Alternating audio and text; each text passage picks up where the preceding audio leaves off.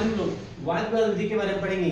और वाद विवाद विधि एक ऐसी विधि है जहां हम लोग किसी भी समस्या का समाधान एक दूसरे से विचार विमर्श करके हम लोग उसका समस्या का समाधान करते हैं। सबसे पहले उसकी तैयारी है ना, विषय वस्तु की जानकारी पूर्व में ही पता करना, यानी जिस टॉपिक में हम लोग को विषय मतलब वाद विवाद विधि करना है उसका जानकारी हम लोग पहले से पता कर लेना चाहिए। अगला है अनुशासन और सहसंबंध स्थापित करना, यानी जो वाद विवाद विधि जब भी हो रहा ना तो हम लोग अनुशासन में रह के हम लोग को शोरगुल ना करके और सभी चीज का ध्यान रख करके हम लोग उसका कर पाएंगे। ठीक है, नेक्स्ट है साथ संबंध, मतलब कहीं ना कहीं एक दूसरे के बीच में संबंध स्थापित अच्छा होना चाहिए तब हम लोग कर पाएंगे। अगला क्या है तार्किक रूप से विचार विमर्श करना, यानी जो भी बात आप बोल रहे हो ना वो तर्क पे रहना चाहिए, ना कि कुछ भी बोल जाए, है ना। तो कभी भी क्या होता है ना कि विषय वस्तु पे हम लोग ना बोल कर कुछ भी बोल दे जाते हैं तो समय वेस्ट हो जाता है, लेकिन उसमें कुछ नहीं हो पाता है। नेक्स्ट है छात्रों को अधिक अवसर देना, यानी उसमें क्या होना है कि जब भी हम लोग वाद कर रहे हैं तो हम लोग बच्चों को ज्यादा मौका देना चाहिए कि बच्चे हमारे कितने सीख रहे हैं या तो बच्चे हमारे क्या जीत कर पा रहे हैं। चलिए हम लोग लाभ के बारे में देखते हैं। तो सबसे पहला लाभ है विषय वस्तु का व्यापक ज्ञान, यानी जिस टॉपिक में हम लोग वाद करते हैं उसमें क्या होता है बच्चों को विषय वस्तु का ज्यादा ज्ञान हो पाता है।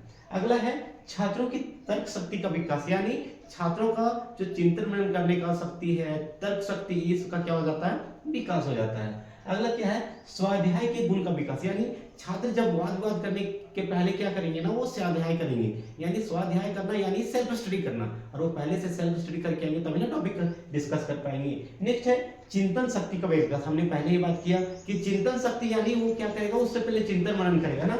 अगला है प्रतियोगिता का भावना का विकास, यानी क्या करेगा ना वो प्रतियोगिता का भावना यानी कंपटीशन उसके मन में आएगा कि हम कैसे अच्छे बोले, हम इस टॉपिक में हम इस मेथड में कैसे अपने ज्यादा करें, वो अपना क्या करेगा कंपटीशन का भावना उसके मन में जागृत होगा।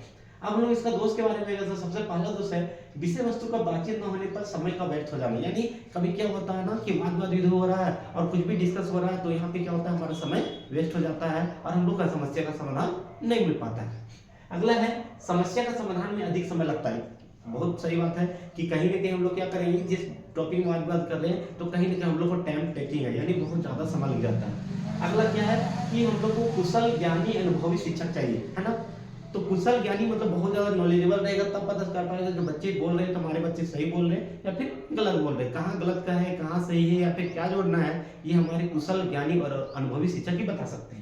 अगला है शोरगुल होना, यानी कहीं ना कहीं वाद होगा ना तो वहां पे कहीं ना कहीं नॉर्मल सी बात है कि शोरगुल होगा ही, है ना। तो शोरगुल होगा हल्ला होगा तब हमारा क्या हो पाएगा ये वाद हो पाता। तो ये हमारे दोस्त थे, ये हमारे उधर लाभ पढ़े और इसका तैयारी पढ़े।